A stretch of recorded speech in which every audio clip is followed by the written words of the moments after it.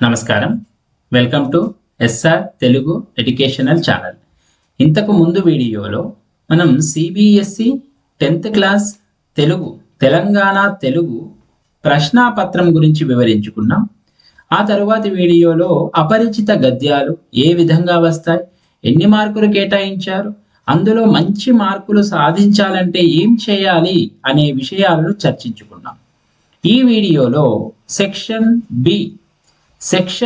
B విభాగంలో మనకి సృజనాత్మక రచనలో 10వ తరగతిలో మనకు ఒకటి లేఖ, రెండవది దినచర్య, మూడవది వార్తా రచన, ఈ 3 అంశాలు ఉండడం జరిగింది. అవి పాత ప్రశ్నాపత్రాలలో ఏ విధంగా మనకు ప్రశ్నలు అడుగుతున్నారో ముందుగా తెలుసుకొని ఆ తర్వాత వీటిని ఏ విధంగా రాయాలి, ఎలా రాస్తే మీకు మంచి మార్కులు వస్తాయి అన్న విషయాలను చర్చించుకుందాం. ముందుగా ఒక ప్రశ్నాపత్రంలో మనకి లేఖ, రాజమండ్రి దానవాయిపేట ప్రభుత్వ పాఠశాలలో చదువుతున్న ప్రణవి తమ పాఠశాలలో జరిగిన ధరిత్రి దినోత్సవం గురించి వివరిస్తూ గుంటూరు బాలికోన్నత పాఠశాలలో 10వ తరగతి చదువుతున్న మాధవికి రాస్తున్నట్లుగా లేఖ రాయండి. మనకు వ్యక్తిగత లేఖ అడగడం జరిగింది. ఇది వ్యక్తిగత లేఖ. అలాగే మరొకటి మద్యపాన నిషేధం యొక్క ఆవశ్యకతను వివరిస్తూ ప్రచురణార్థం పత్రికా సంపాదకునికి లేఖ రాయండి. అంటే ఒకటి వ్యక్తిగత లేఖ, మరొకటి అధికార లేఖ ఇచ్చి రెండింట్లో ఏదో ఒకటి రాయమని అడగడం జరిగింది. ఈ లేఖ మనకు ఆంధ్రప్రదేశ్ తెలుగు ప్రశ్నాపత్రంలో వచ్చినటువంటిది. ఇది తెలంగాణ తెలుగు ప్రశ్నాపత్రంలో కూడా లేఖలు అయితే ఉన్నాయి. తర్వాత మరొక ప్రశ్నాపత్రము, నీ పేరు మురళి, నువ్వు టైమ్స్ పాఠశాలలో చదువుతున్నావు. ఈ మధ్య మీ పాఠశాలలో జరిగిన వార్షికోత్సవం గురించి వివరిస్తూ విజయవాడలో ఉంటున్న నీ స్నేహితుడు కిరణ్ కు లేఖ రాయము. ఒక వ్యక్తిగత లేఖ ఇవ్వడం జరిగింది. అలాగే మరొక ప్రశ్నాపత్రంలో ఇచ్చిన లేఖ చూసినట్లయితే, తమ ఊరిలో క్రీడా నైపుణ్యం కలిగిన పిల్లలు ఎందరో ఉన్నారని వారికి తగిన శిక్షకులను నియమించి ఆటల శిక్షణకు చక్కని క్రీడా ప్రాంగణం కట్టించమని కోరుతూ శివకుమార్ జ్యోతినగర్, సిద్దిపేట, కరీంనగర్ జిల్లా నుండి తెలంగాణ రాష్ట్ర క్రీడా శాఖ అధికారికి రాసినట్లుగా లేఖ రాయండి. ఇది అధికార లేఖ ఇవ్వడం జరిగింది. తర్వాత మరొక ప్రశ్నాపత్రంలో, నీ పేరు నవనీత్, జనవరి 12న వివేకానంద స్వామీజీ పుట్టినరోజు సందర్భంగా జరిగిన చికాగో ప్రసంగం వివేకానంద విజయం అనే అంశంపై వక్తృత్వ పోటీలో నీకు ప్రథమ బహుమతి లభించింది. ఆ రోజు రాత్రి నీ మనసులో కలిగిన భావాలను దినచర్య రూపంలో 100 పదాలలో రాయండి.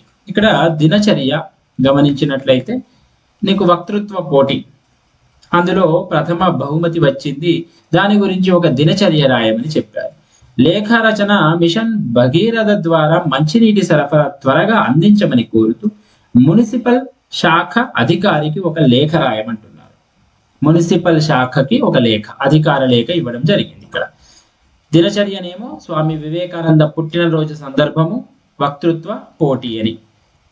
అలాగే వార్తా రచన చూసినట్లయితే, నీ పేరు సుహాసిని, మేడ్చల్ జిల్లా వాసివి, మీ ప్రాంతంలో రైతులు విపరీతంగా వరి పండించారు, దానికి సరైన ధర లేక ఇబ్బందులు పడుతున్నారు. రైతుల ఆందోళన తెలుపుతూ ఈనాడు దినపత్రికకు ఈ క్రింది ఆధారాలతో ఒక వార్తా నివేదికను తయారు చేయండి. ఇక్కడ ఆధారాలు కూడా ఇస్తారు వార్తా రచన అంటే. తర్వాత మరొక ప్రశ్నాపత్రం మనం గమనించినట్లయితే, బాలల దినోత్సవం గురించి స్నేహితురాలికి చెబుతున్నట్లు ఒక లేఖ, అంటే ఇక్కడ వ్యక్తిగత లేఖనే ఇచ్చారు. ఇక దినచర్య, మీ తండ్రి ఉద్యోగరీత్యా ముంబైలో నివసిస్తున్నావు, మీ తండ్రి గారి ఉద్యోగరీత్యా ముంబైలో నివసిస్తున్నావు, నీ పేరు సిరిచంద్ర, వేసవి సెలవులకు అమ్మమ్మ గారింటికి పల్లెటూరుకి వెళ్ళావు, అక్కడ అందమైన పచ్చని పంట పొలాలు, ప్రశాంతమైన పల్లె వాతావరణం, ఇవన్నీ చూసిన సందర్భంగా నీ మనసులో కలిగిన భావాలు దినచర్యగా రాయాల్సి ఉంటుంది. ఇక వార్తా రచన ఒకటి, పాఠశాలలో జరిగిన వక్తృత్వ పోటీలు, ఉపన్యాస పోటీల గురించి ఈనాడు దినపత్రికకు. ఇక్కడ ఆధారాలు ఇవ్వడం జరిగింది. వార్తా రచనకు తప్పకుండా ఆధారాలు అనేవి వస్తాయి. తర్వాత మరొక పేపరు, నీ పేరు కమలేష్, నీవు నరసింగరావుపేట వరంగల్ జిల్లాలో ప్రభుత్వ పాఠశాలలో 10వ తరగతి చదువుతున్నావు. మహిళల పట్ల చూపుతున్న వివక్షలను, వారి మీద జరుగుతున్న దాడులను ఖండిస్తూ అటువంటి చర్యలు పాల్పడుతున్న వారిని కఠినంగా శిక్షించాలని కోరుతూ ముఖ్యమంత్రి గారికి ఒక లేఖ రాయమన్నారు. అధికార లేఖ ఇచ్చారు ఇది. అలాగే దినచర్య క్రికెట్ జట్టుకు కెప్టెన్ గా అవకాశం వచ్చింది. ఆ క్రికెట్ జట్టు జాతీయ స్థాయిలో ప్రథమ బహుమతి పొంది మొదటి స్థానంలో నిలిచింది. ఆనందాన్ని, మనోభావాలను దినచర్య రూపంలో రాయమంటున్నారు. అలాగే ఒకటి వార్తా రచన, మధ్యదారిలో వర్షంలో చిక్కుకున్నావు, కింది ఆధారాలు ఒక దినపత్రికకు వార్తా నివేదిక. అంటే అక్కడ ఏ విధంగా జరిగింది, మనకు ఆధారాలు ఇచ్చారు, ఆధారాలను బట్టి వార్తా రచన రాయాల్సి ఉంటుంది. మరొక ప్రశ్నాపత్రంలో మంచినీటి కొరత గురించి, ఇబ్బందులను తగిన చర్యలు చేపట్టాలని పురపాలక సంఘ అధ్యక్షునికి లేఖ. దినచర్య జాతీయ స్థాయిలో నిర్వహించిన చదరంగం పోటీ, నీ మనసులో కలిగిన భావాలు. వార్తా రచన ప్రథమ చికిత్స అవగాహన శిబిరం గురించి. మరొక పేపర్లో గోల్కొండకు చెందిన రాజేష్, ఈ లేఖలన్నీ చూస్తూ ఉంటే తప్పకుండా పేరిస్తున్నాడు, అలాగే ప్రాంతం కూడా ఇస్తున్నాడు. ఎవరికి రాయాలో వాళ్ళ పేర్లు, వాళ్ళ ప్రాంతాలు కూడా ఇస్తున్నాడు. కాబట్టి ఇక్కడ ఇచ్చిన ఆధారాలు మాత్రమే ఉపయోగించాలి. స్వంత పేరు, స్వంత చిరునామాలు అసలు ఉపయోగించకూడదు. దినచర్య విహారయాత్రకు వెళ్ళి దర్శించిన శిల్పాల గురించి అనుభవాలు రాయాలి. దినచర్యకు మనకు ఎక్కువ ఆధారాలు అయితే ఇవ్వట్లేదు, మనం సొంతంగా ఊహించి ఏవైనా విషయాలు రాయొచ్చు ఇక్కడ. ఇక వార్తా నివేదిక జరిగిన క్రీడా దినోత్సవం గురించి, క్రీడా దినోత్సవం ఆధారాలు అయితే ఇచ్చారు, దాని గురించి వార్తా నివేదిక. మరొక పేపర్లో గోలకొండ చుట్టుపక్కల ప్లాస్టిక్ కవర్లతో, చెత్తతో అపరిశుభ్రంగా మారిందని తగిన చర్యలు తీసుకోవాలని పర్యాటక శాఖ డైరెక్టర్కు రాయమంటున్నాడు అధికార లేఖ. దినచర్య దానశీలం పాఠం చదువుకున్న తర్వాత కవిత్వం సహజంగా రాయడం అబ్బిన పోతన గురించి, నీ మనసులో కలిగిన భావాలు. అంటే ఇక్కడ పోతన గారి గురించి తెలియాలి, అలాగే పోతన కవిత్వం ఎలా ఉందో తెలియాలి. అప్పుడు నీ మనసులో కలిగిన భావాలు రాయగలుగుతావు. అంటే పాఠ్యాంశం మీద కూడా అవగాహన ఉండాలి. అంటే దినచర్యను మనం చదువుకున్న పాఠ్యాంశాల మీద కూడా అడగొచ్చు అని. వార్తా రచన రాష్ట్రంలో చైనా మాంజా వాడకాన్ని నిషేధించడం జరిగిందని, అమ్మిన వారికి శిక్ష పడుతుందని సంక్రాంతికి ముందు జరిగిన సభలో అటవీ శాఖ కార్యదర్శి తెలియజేశారట. ఈ విషయాన్ని తెలుపుతూ ఈనాడు పత్రికకు ఒక వార్తా రచనను రాయాలి. లేఖ రక్తదాన ఆవశ్యకత గురించి మిత్రునికి రాస్తున్నారు, వ్యక్తిగత లేఖ ఇచ్చారు. అలాగే సైన్స్ ఫెయిర్ రాష్ట్ర స్థాయి విజ్ఞాన శాస్త్ర ప్రదర్శన, దీని గురించి ప్రథమ బహుమతి వచ్చింది, రాష్ట్ర గవర్నర్ చేతుల మీదుగా బహుమతి దొరికిందట. దీన్ని నీ అనుభవాలను దినచర్యగా రాయాలి. వార్తా రచన గీతాంజలి పబ్లిక్ స్కూలు కొన్ని ఆధారాలు ఇచ్చారు. ఉదయం 4 రోడ్ల కూడలి ప్రమాదం జరిగింది. ఓకే, ప్రమాదం జరిగిన విషయం గురించి ఒక వార్తా రచనను రాయాల్సి ఉంటుంది. మరొక ప్రశ్నపత్రంలో రైతులు గిట్టుబాటు ధర కావాలని చెప్పి వ్యవసాయ శాఖ మాత్యులకు అంటే అధికార లేఖ ఇవ్వడం జరిగింది. అలాగే నమస్తే తెలంగాణ దినపత్రిక సంపాదకునికి రాయాలి ఒక లేఖ, వృద్ధుల పట్ల ప్రజల వైఖరి ఎట్లా ఉండాలని చెబుతూ, ఇది కూడా అధికార లేఖ. మళ్ళీ వక్తృత్వ పోటీలో ఉత్తమ వక్త దినచర్య రాయాలి.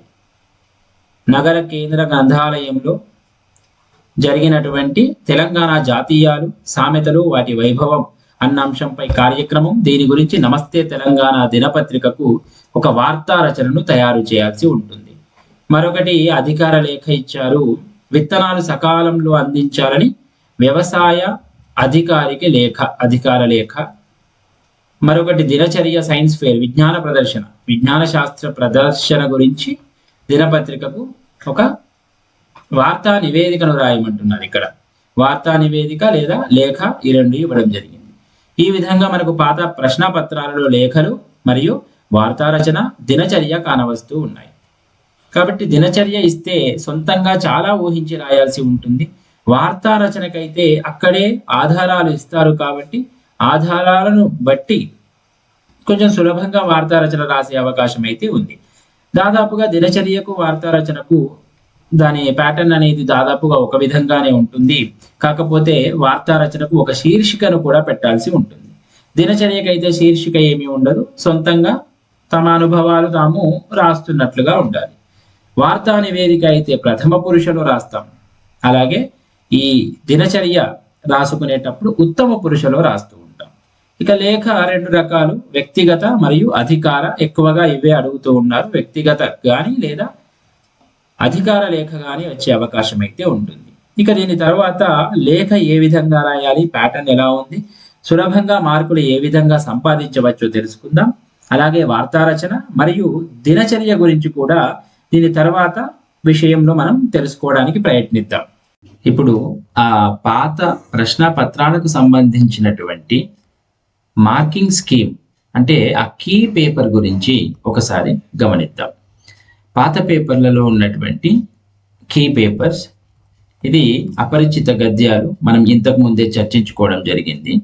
ఆ తర్వాత లేఖ చూడండి, ఇది పాత పేపర్ కాబట్టి 6 మార్కులకు ఇచ్చారు. కానీ మనకు ప్రస్తుతం ఉన్నటువంటి ప్యాటర్న్ ప్రకారం తేదీ మరియు స్థలం రాసినట్లయితే 1/2 మార్కు, సంబోధక వాక్యం రాసినందుకు, అలాగే అధికార లేఖ అయితే విషయాన్ని రాసినందుకు 1/2 మార్కు, చిరునామా నా చిరునామా అంటే ఇట్లు రాసినందుకు 1/2 మార్కు, చేరవలసిన చిరునామా రాసినందుకు 1/2 మార్కు. ఇక విషయానికి ఇక్కడ 3 అని ఇచ్చారు, కానీ ప్రస్తుతం 2 మార్కులు మాత్రమే ఉన్నాయి. విషయానికి 2, టు చిరునామా అలాగే ఫ్రమ్ చిరునామాకి 1/2 మార్కు చొప్పున, తేదీ స్థలానికి 1/2 మార్కు, సంబోధక వాక్యము అలాగే విషయం రాసినందుకు ఒక 1/2 మార్కు కేటాయించడం జరిగింది. ఇక లేఖ ఈ విధంగా మార్కుల కేటాయింపు ఉంది. తర్వాత దినచర్య అంటే డైరీ రైటింగ్. దినచర్య ఇక్కడ 4 మార్కులే ఇచ్చారు. మనము ఆ రోజు ఏ రోజు, గురువారమా, శుక్రవారమా, సోమవారమా అది రాసినందుకు, అలాగే తేదీ మరియు సమయాన్ని రాసినందుకు ఇక్కడ 1/2 మార్కు ఇవ్వడం జరిగింది.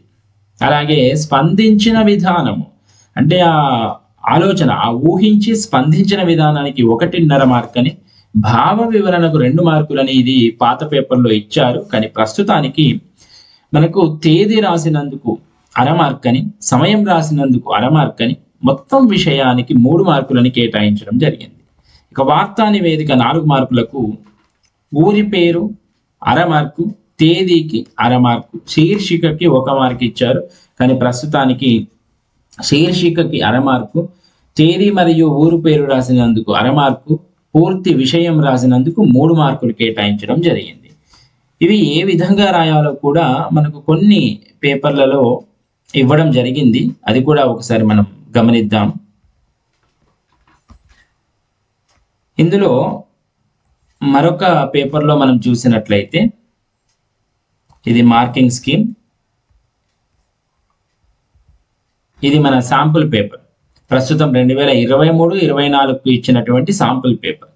ఇదే మనకు ప్రామాణికం కాబట్టి ఇక్కడ లేఖా రచన చూడండి.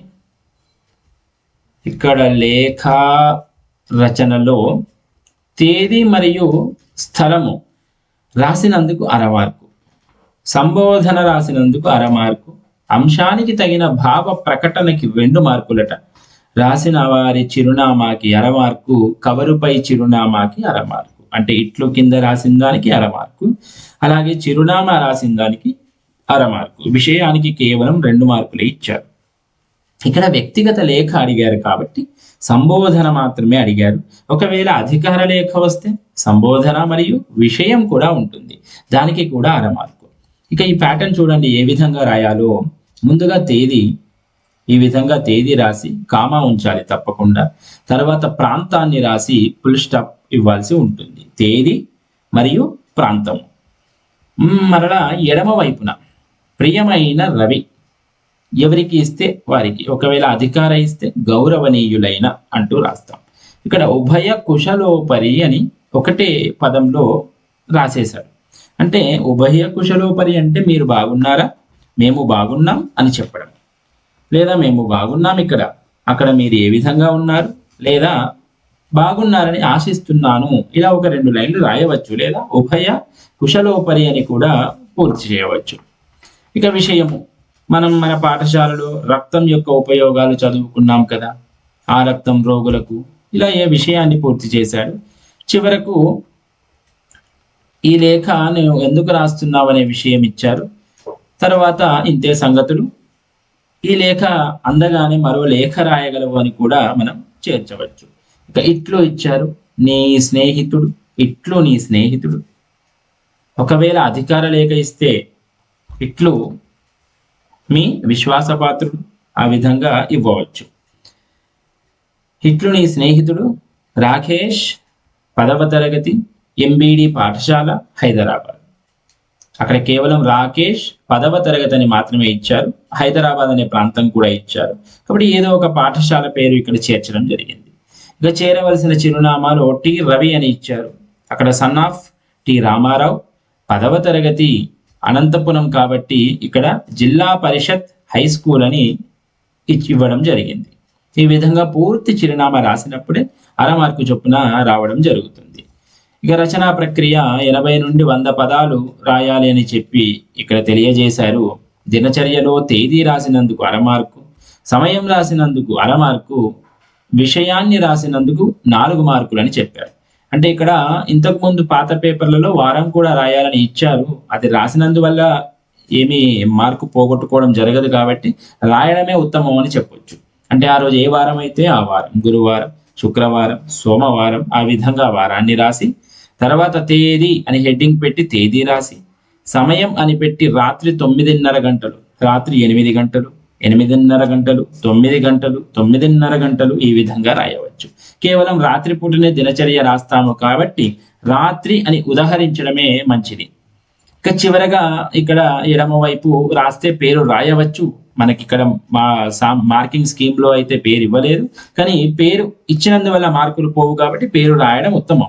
ఎందుకంటే మనకు ప్రశ్నలో పేరు ఇస్తున్నాడు కాబట్టి ఆ పేరును మనం సమాధానంలో ఎక్కడ ఉదాహరిస్తున్నాం, అందుకని మనం ఎడమ వైపు పేరు రాస్తే మంచిది.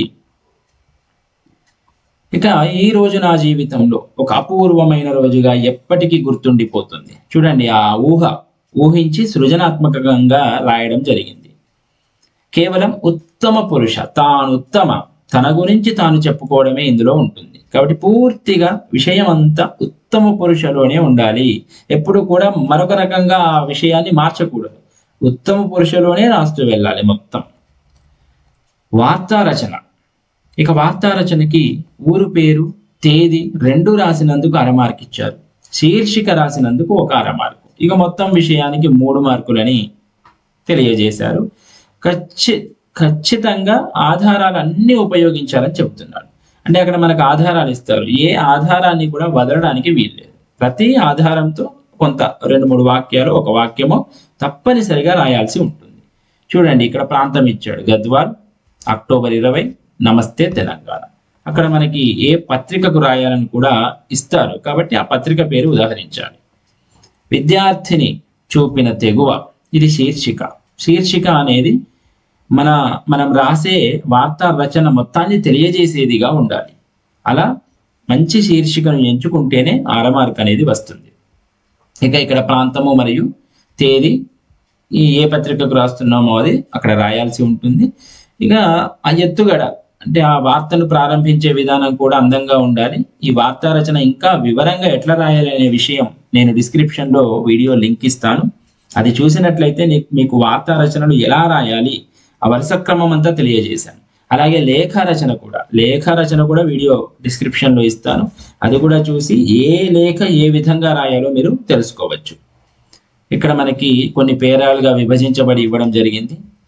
చివరగా ఒక ముగింపు కూడా ఉంటుంది. అంటే ఇందులో ప్రారంభం అందంగా ఉండాలి, ప్రారంభం బాగుండాలి, ముఖ్యంగా ప్రాథమిక వివరాలు తెలియజేయాలి, విషయాన్ని తెలియజేయాలి, చివరగా ఒక ముగింపును కూడా తెలియజేయాలి. చూడండి, ప్రిన్సిపల్ గారు పిలిపించి విషయం తెలిసి ఆమె చూపిన తెగువను అభినందించారు. ఈ సంఘటన ఎందరో విద్యార్థులకు స్ఫూర్తిదాయకం, సభ్య సమాజానికి ఒక కనువిప్పు. ఇలా ఒక ముగింపును కూడా మనం తెలియజేయాల్సి ఉంటుంది.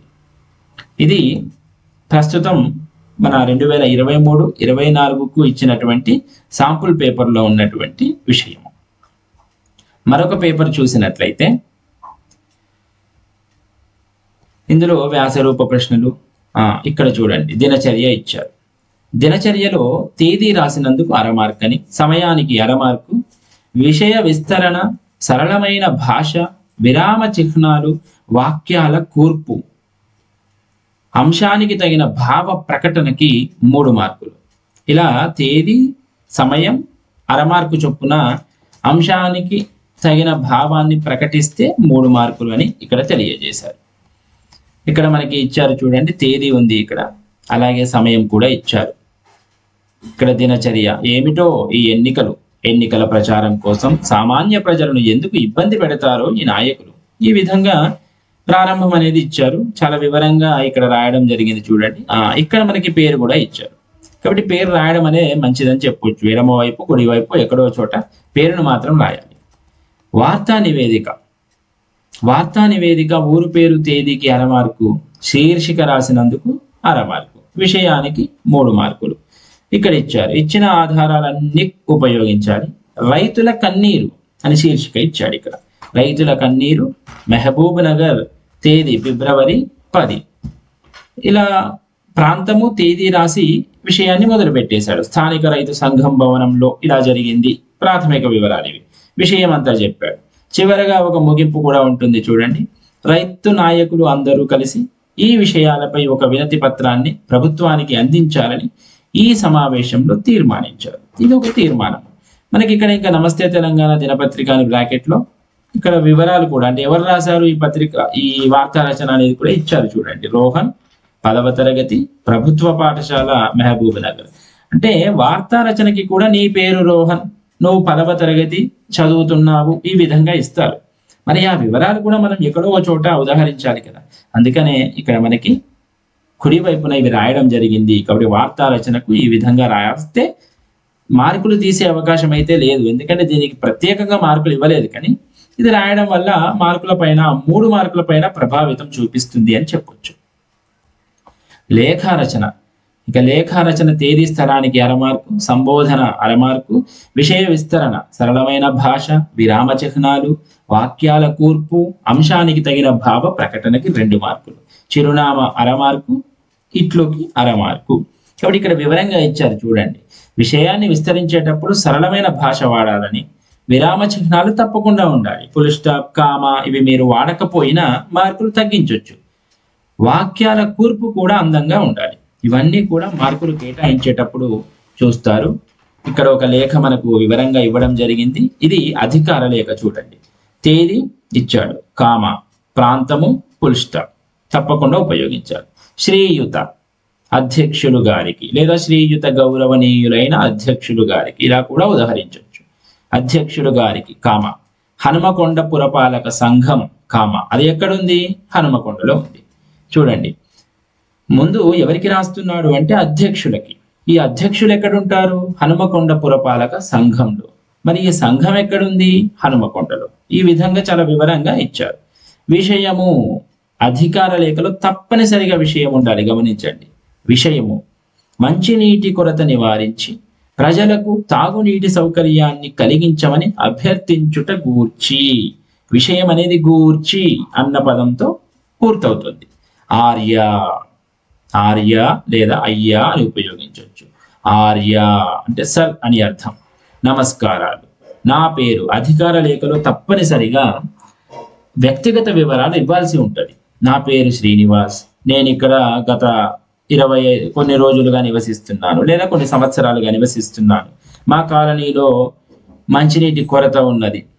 ఇలా ప్రాథమికంగా ముఖ్యమైన వివరాలు అందించి ఇంకా చాలా వివరంగా రాయడం జరిగింది. చూడండి, వివిధ పారాలుగా విభజించడం జరిగింది. ఇలా పారాగ్రాఫ్లుగా విభజించి 120 పదాల్లో తప్పనిసరిగా రాయాల్సి ఉంటుంది.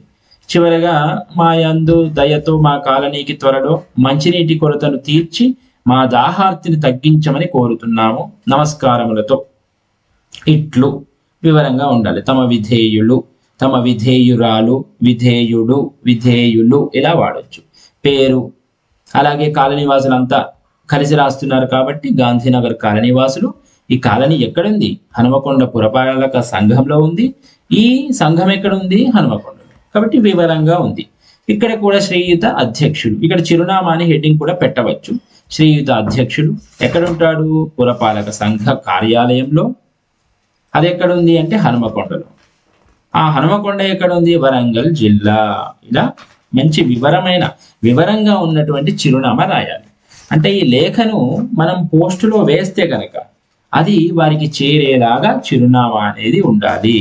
ఇది లేఖ రాసేటటువంటి విధానము.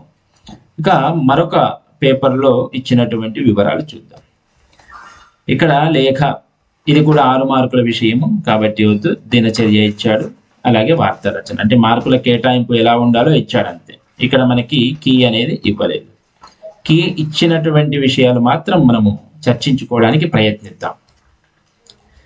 ఇక్కడ ప్రశ్నలకు కీ ఇచ్చారు. ఇవి కూడా మనం తర్వాతి వీడియోలో వరుస క్రమంలో తెలియజేసుకుందాం. ప్రతిపదార్థాలు కూడా ఎలా రాస్తే మంచి మార్కులు వస్తాయో తప్పనిసరిగా తెలియజేసుకుందాం. ఇక్కడ లేఖ ఇచ్చారు, మరొకసారి ఇది గమనించండి.